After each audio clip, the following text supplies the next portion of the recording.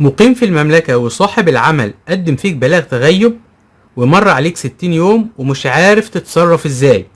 في الفيديو ده هنوضح اجراء مهم جدا لما ترفع دعوة في ديوان المظالم بيساعد في الغاء بلاغ التغيب، وبعدها تقدر تنقل كفالة.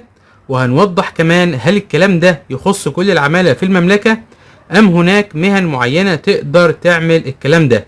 هقولك على كل حاجة بالتفصيل، ولكن في البداية ما تنساش اللايك الجميل والاشتراك في القناة علشان يوصلك كل جديد اول باول. ويلا بينا على المصادر الرسمية اللي هتوضح الكلام ده. أهلا فيكم. لو في بلاغ انقطاع عن العمل مسبب لكم قلق ومو عارفين إيش تسوون، فهذا الشرح هو الحل. رح نمشي مع بعض خطوة بخطوة ونشوف كيف ممكن نطمن في هذا البلاغ بطريقة قانونية وصحيحة. طيب، خلونا نبدأ على طول. أول شيء رح نتكلم عن المشكلة نفسها، يعني إيش هو بلاغ الانقطاع اللي مر عليه أكثر من 60 يوم. بعدها رح ندخل على البوابة الإلكترونية ونشوف كيف نبدأ الإجراءات. وبعدين، وهذا هو الجزء المهم، رح نتعلم كيف نرفع الدعوة ونكتبها صح. وفي الأخير بنشوف إيش يصير بعد ما نقدم الطلب. يعني هذه هي خريطة الطريق الكاملة عشان نرفع دعوة صحيحة في ديوان المظالم. أول حاجة وقبل كل شيء لازم نحدد المشكلة بوضوح. مهم جداً نعرف لمين هذا الشرح موجه بالضبط عشان ما نضيع وقت وجهد على الفاضي. فهم الوضع هو الخطوة الأولى والأساسية. أكيد الموقف هذا محبط جداً لما الواحد يواجه بلاغ انقطاع عن العمل ومرت عليه 60 يوم. ليش؟ لأنه بعد هذه الفترة كتير من الإجراءات التانية بتوقف وبتتعقد الأمور. عشان هيك هذا الشرح مخصص بالضبط لهذه الحالة الصعبة. وهنا نجي لنقطة جوهرية وركزوا فيها كويس. الإجراءات هذه تنطبق بس على العمالة المهنية والتجارية، يعني موظفين الشركات والمؤسسات. للأسف ما بتشمل العمالة المنزلية زي السائقين الخاصين، المزارعين أو الرعاة. طيب، الحين بعد ما عرفنا مين اللي يستفيد من هذا الشرح، خلونا نبدأ بالخطوات العملية. رح ندخل على بوابة ديوان المظالم ونشوف كيف نسجل الدخول ونجهز الملف الشخصي. ترى هذه خطوة أساسية جداً قبل ما نبدأ بأي شيء ثاني. العملية تبدأ بالدخول على موقع ديوان المظالم الرسمي، ومن المهم جداً التأكد أن رقم الجوال والإيميل المسجلين في الحساب محدثين وصحيحين، لأنه كل الإشعارات المهمة رح توصل عليهم. صدقوني، هذه الخطوة البسيطة ممكن توفر عليكم مشاكل كبيرة بعدين. وهنا تحذير مهم جدا، وهذه النقطة ممكن تكون هي اللي تحدد مصير القضية. لازم نتجنب تماما ذكر أي جهة عمل حالية لو كان الوضع غير نظامي. ليش؟ لأن هذا ممكن يسبب تعقيدات قانونية ما لها داعي. الأفضل والأضمن هو اختيار بدون عمل أو ذكر جهة العمل السابقة. تمام، الحين الملف الشخصي صار جاهز ومكتمل. جاء الوقت اللي نبدأ فيه بالخطوة الجدية اللي هي تقديم الدعوة نفسها. يلا نشوف كيف نتصفح النظام خطوة بخطوة ونحدد كل تفاصيل القضية. طيب، ممكن تصير مشكلة والواحد يعبي الطلب وفجأة الموقع يعلق أو يتجمد.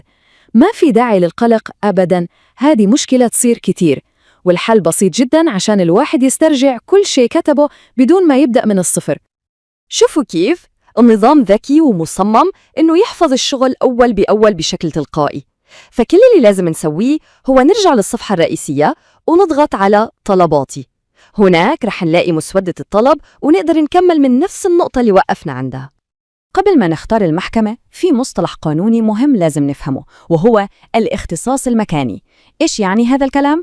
ببساطة يعني الدعوة لازم تترفع في المحكمة الإدارية اللي موجودة في نفس مدينة الشركة اللي قدمت البلاغ. لو تم اختيار محكمة في مدينة ثانية، الدعوة رح تترفض على طول. وهنا نقطة مهمة جداً، المدعى عليه في هذه القضية ما رح يكون الشركة نفسها، لا، المدعى عليه هو مكتب وزارة الموارد البشرية اللي في مدينتكم. عشان هيك لازم نبحث عنه بدقة ونضيفه كمدعى عليه بالطريقة الصحيحة مثل ما هو واضح في الخطوات. الحين وصلنا لصلب الموضوع، لقلب القضية كلها. هذا هو أهم جزء، لأنه هون رح نكتب الحجج القانونية اللي بتنبني عليها الدعوة كاملة. التركيز هون لازم يكون 100%. وهذه نصيحة ذهبية، نصيحة من محترف، وممكن تنقذ الطلب كله من إنه ينلغي بسبب انتهاء الوقت. الفكرة هي نجهز كل الكلام اللي بنكتبه في ملف وورد أو نوت باد خارجي، وبعدين بس نسوي نسخ ولصق. كده نضمن سرعة في التقديم ونتجنب ضياع أي بيانات. طيب، الدعوة لازم تشتمل على 3 مكونات أساسية، وهي جوهر الملف القانوني.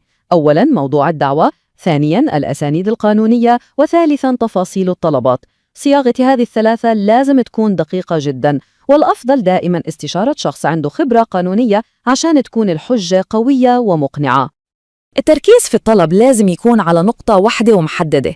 الطلب من المحكمة هو إلغاء القرار الإداري اللي غير الحالة لمتغيب عن العمل. ما نطلب نقل كفالة أبداً. ليش؟ لأنه نقل الكفالة هو نتيجة بتيجي تلقائياً بعد إلغاء القرار، هو مو الطلب الأساسي. خلص، وصلنا للمرحلة الأخيرة. هذه هي اللمسات النهائية اللي بتكمل كل الشغل اللي سويناه. في هذا الجزء رح نعبي آخر التفاصيل، نرفق المستندات ونقدم القضية بشكل رسمي، وكمان رح نعرف إيش نتوقع يصير بعد التقديم. بعض الخانات هذه ممكن تكون محيرة شوي، بس ما في داعي للحيرة. الجدول هذا يوضح بالضبط إيش لازم ينكتب. مثلاً لو ما في رقم قرار نكتب 0، وأهم شيء هو تأكيد إنه تم تقديم تظلم من قبل، لأن هذا شرط أساسي وإلزامي لقبول الدعوة. الأدلة والمستندات هي اللي تقوي القضية.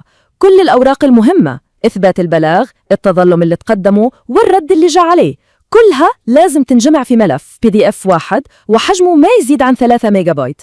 هذا الملف هو اللي رح يثبت صحة الموقف ويدعم الدعوة قدام المحكمة. بعد ما نضغط على زر إرسال بتوصل رسالة تأكيد أولى.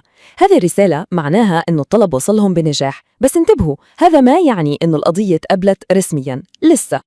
بعد التقديم تبدأ مرحلة الانتظار. لازم نراقب الجوال باستمرار. الخطوة الرسمية الجاية رح تكون رسالة نصية توصل على الجوال.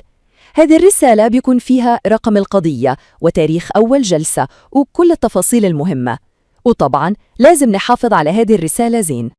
ليش حاطين رقم 2؟ لأنه يمثل شهرين. نعم، للأسف فترة الانتظار ممكن تكون طويلة، خصوصاً في المدن الكبيرة، وممكن توصل لشهرين أو حتى أكثر. عشان كده لازم الواحد يكون مستعد نفسياً لهذه الفترة ويتحلى بالصبر. كل هذه العملية هي أداة قانونية قوية جداً لحماية الحقوق. والنجاح في تقديم الدعوة ما هو النهاية، بالعكس هو مجرد البداية. وهذا يوصلنا لسؤال أخير ومهم جداً. الحين بعد ما اترفعت الدعوة، إيش هو أهم شيء لازم الواحد يحضر له وهو ينتظر موعد الجلسة؟